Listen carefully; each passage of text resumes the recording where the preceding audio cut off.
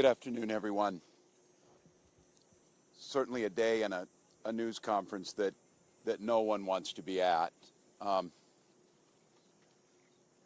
community behind us, Annunciation Church and School, committed to academics, service, and Catholic values, filled with the first days of school of beautiful children going to learn those values, share with their teachers and their classmates. And instead of that joy and that curiosity and that learning, they were met with evil and horror and death. And we often come to these and say, these unspeakable tragedies, or there's no words for this. There shouldn't be words for these types of incidents because they should not happen. And there's no words that are going to ease the pain of the families today. On behalf of all the people of Minnesota, our deepest sympathies. A wish that any of these words would make what you're feeling now better, but it won't. A place that's founded on community, founded on service, founded on family. I'd like to give special thank you to the mayor and the team in Minneapolis, the Minneapolis Police Department, Hennepin County Sheriff's Office, Minnesota State Patrol, the BCA, so many agencies, our federal partners in the FBI, the first responders, and the heroic work that's happening now as we speak at multiple medical locations, including Hennepin County Medical Center, where most of our children were transported to receive the life-saving care. The thoughts and prayers and the hopes and the support that we need to give them in this moment too is critical. Speaking with all the people here and grateful to our federal partners, Senator Klobuchar speaking early this morning and receiving a call from President Trump, who was with his leadership team of the Attorney General and the Vice President, expressing their deep condolences amongst the horror that happened and an offer to provide the support to the folks here in Minnesota of what's needed. So there's a lot of cameras here, and unfortunately we have been through these types of things. They will be gone at some point. All of you have to do your jobs. But what happened here today will not be gone. Minnesotans will not step away. We'll stand with this community. We'll redouble ourselves to do the best we can to understand what we can do to prevent any parent from having to receive the calls they received today, from any school dedicated to children having to respond to a situation that, as we said, is unthinkable, but that's all too common, not just in Minnesota, but across this country. It's Minnesota's day today, and it's my strongest desire that no state, no community, no school ever experiences a day like this.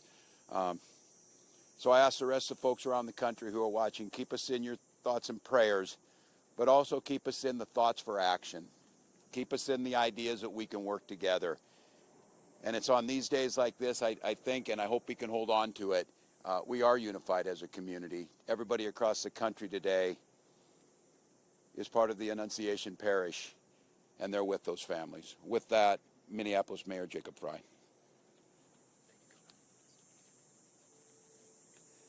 Thank you, Governor. Throughout the morning, we have seen this extraordinary Minneapolis family step up in thousands of different ways. People with strength, resilience, compassion, and love for the families that have been forever impacted by this heinous act. We want to make sure that we're doing everything possible for them right now, and I want to give a special thank you, and we are so grateful to all of the faculty and the teachers at Annunciation. The way that they acted during severe threat and danger was nothing short of heroic. This is a tragic and horrible event that should never occur, and it would have been all the more tragic and horrible had they not stepped in, at times perhaps put themselves in danger to protect others. As horrible as this has been, it could have been far worse. I'm grateful for our law enforcement partners, our police officers in the Minneapolis Police Department and other law enforcement agencies well beyond that step up, that answered the call to make sure that they were running towards danger when so many of the rest of us would have run in the other direction. Thank you. We are so appreciative of your service. To Principal DeBoer and your whole team, the ethic that you have showed, the love that you've shown, it's flat out incredible. And at the same time, look, we need to be doing more than talking. It can't just be words. There needs to be action. And when we have seen school shooting after school shooting, when we have seen churches get shot up by horrible actors, I think the impetus has to be on all of us as leaders to do a whole lot more, to recognize that we've got more guns in this country than we have people. And it's on all of us to recognize the truth and the reality that we can't just say that this shouldn't happen again and then allow it to happen again and again beyond that. It's on all of us. And I have heard about a whole lot of hate that's being directed at our trans community. Anybody who is using this as an opportunity to villainize our trans community or any other community out there has lost their sense of common humanity. We should not be operating out of a place of hate for anyone. We should be operating from a place of love for our kids. Kids died today. This needs to be about them.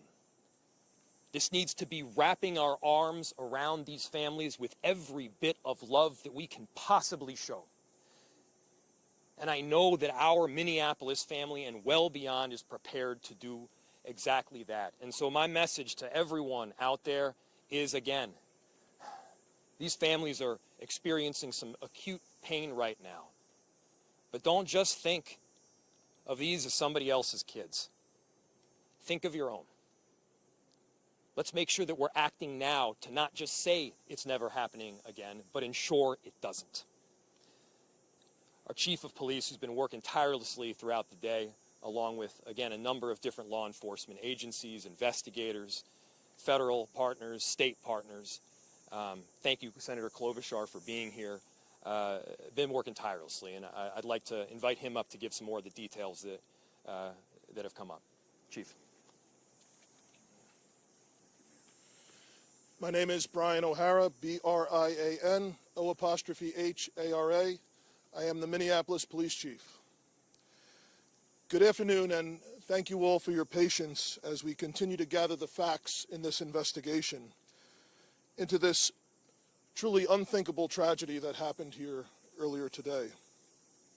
I want to make sure that we are providing the most accurate information possible, particularly as we speak around our victims. At this point, we know we have a total of 19 victims from this tragedy. 2 were young children, ages 8 and 10, that were sitting in the pews at Mass when they were shot and killed. They were pronounced deceased on the scene. There were another 14 children between the ages of 6 and 15 that were injured by gunfire. There were also 3 adults in their 80s that were parishioners here attending Mass that were also shot in this incident. The families of all of the children that have been affected have been notified. The coward that shot these victims took his own life in the rear of the church. That coward has been identified as 23-year-old Robin Westman, no prior criminal history. As to the weapons used to perpetrate this horrific attack, there was a rifle, a shotgun, and a pistol. All 3 had been lawfully purchased by the shooter. At this stage, we believe that the shooter had acted alone. There is no indication of other suspects directly involved in carrying out this attack. Our investigators are working with other agencies in the process of executing 4 search warrants. One is for the church itself, where this crime occurred. The other 3 are residences nearby in the metro that are related to this shooter. Additional firearms are being recovered from those 3 residential locations as we speak. We are also aware of a manifesto that the shooter had timed to be released on YouTube. This manifesto appeared to show him at the scene and included some disturbing writings. That content has since been taken down with the assistance of the FBI, and it now remains under active review by our investigators. We know this community is reeling and is in pain. I want to ensure everyone in our community, this parish, all of the families affected, and all of our residents, that all of law enforcement collectively, local law enforcement, our county, our state, and all of our federal law enforcement partners have been here, and we are all working tirelessly to uncover the full scope of what happened, to try and identify a motive why it happened, and whether there are any other further details. We will continue to share updates as the investigation progresses, and we remain committed to being as transparent as possible while protecting the integrity of this investigation. In a moment, I will take some questions that I am able to answer, but first I want to bring up the principal of Annunciation School, Matt Du Bois, as well as, after him, the Archbishop, our Archbishop Bernard Hebda. So, Principal.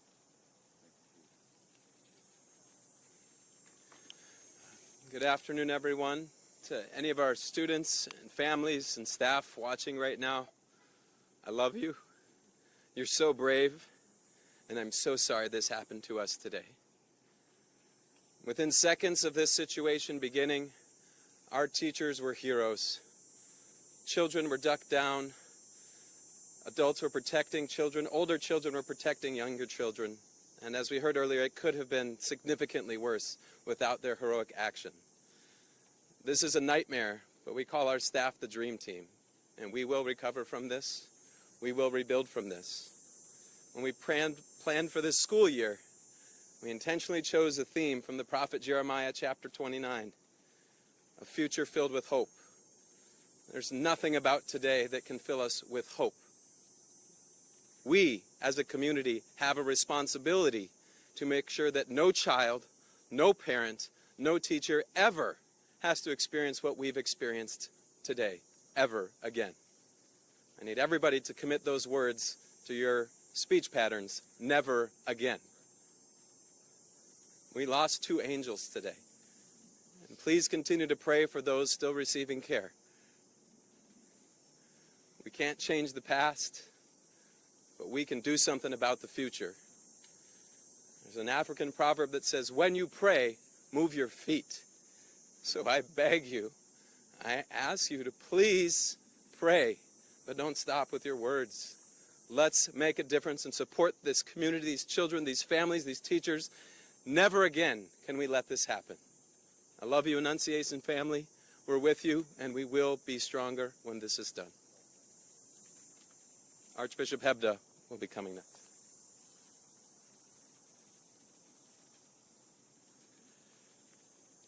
Thank you, Principal DeBoer.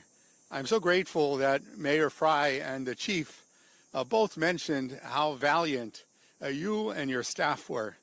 I'm so grateful to the pastor here at Annunciation, Father Dennis Zarin, for the deacon, Deacon Kevin Keneally. Also were heroic in this time. But how sad it is, for sure, not only for the families who are directly involved, but indeed for families everywhere who feel the threat that comes from an event, a tragedy like today's. I would never want to correct a principal, but Principal DeBoer said it wasn't so clear where would be the source of hope. And brothers and sisters, we have to be men and women of hope. Already today, I've been receiving messages from all over our country promising prayers. And I think it's the prayers of the feet as well, Principal. That is, for me, is a source of hope, just as we see families stepping forward to help those who have been impacted by this terrible tragedy. Very grateful that Principal DeBoer spoke about prayer. Certainly that the bell in a Catholic church is always a call to prayer, and so it's a reminder for us for sure to be praying. And we have to recognize that it's through prayer and through that prayer of the feet, through that action, that we can indeed make a difference. That has to be the source of our hope. I was particularly pleased today to receive a message from Pope Leo. If you'd bear with me, I'd like to share that with you. It comes directly from Cardinal Pietro Parolin, who's the Secretary of State, and it reads like this. His Holiness Pope Leo XIV was profoundly saddened to learn of the loss of life and injuries following the shooting that took place at Annunciation Church in Minneapolis.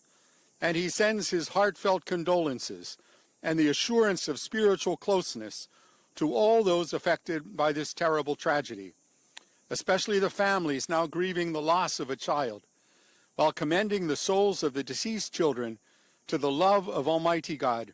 His Holiness prays for the wounded as well as the first responders, medical personnel, and clergy who are caring for them and their loved ones. At this extremely difficult time, the Holy Father imparts to the Annunciation Catholic School community, the Archdiocese of St. Paul and Minneapolis, and the people of the greater Twin Cities metropolitan area, his apostolic blessing as a pledge of peace, fortitude, and consolation in the Lord Jesus. My brothers and sisters, that gives me some hope.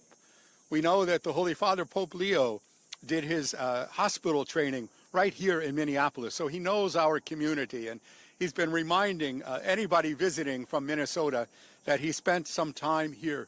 We're very grateful for his blessing, but I, like those who have spoken before, ask that you would continue to look for those ways of supporting those who have been impacted today, not only with your prayers, but also with your action.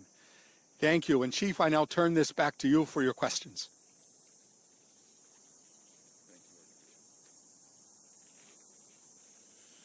Thank you, Archbishop. As I mentioned, obviously the investigation continues in its preliminary stages. I will take some questions now, and additionally, we will let you know when we can provide some updated information. How are the injured students doing? What are their conditions at this point? The question from Matt was, how are the injured students doing? I believe all of them have their parents with them now, and they are all expected to survive. All of the remaining victims are expected to survive. There is a range of injuries, however. Chief, you said the weapons were acquired legally. Do we know when and where they were acquired? I can tell you they were purchased recently. Can you tell us anything more about possible motive here? We've also heard reports that the suspected shooter's mother was employed here at some point. Can you confirm that as well? So the question was on a possible motive and a relationship to the church or to the school. I have no information to share on a motive other than saying again that there was some sort of manifesto that was timed to come out on YouTube. It's been taken down, and our investigators are going through that to try and develop a motive from that. Additionally, there are these 3 search warrants happening in residential locations, and we may very well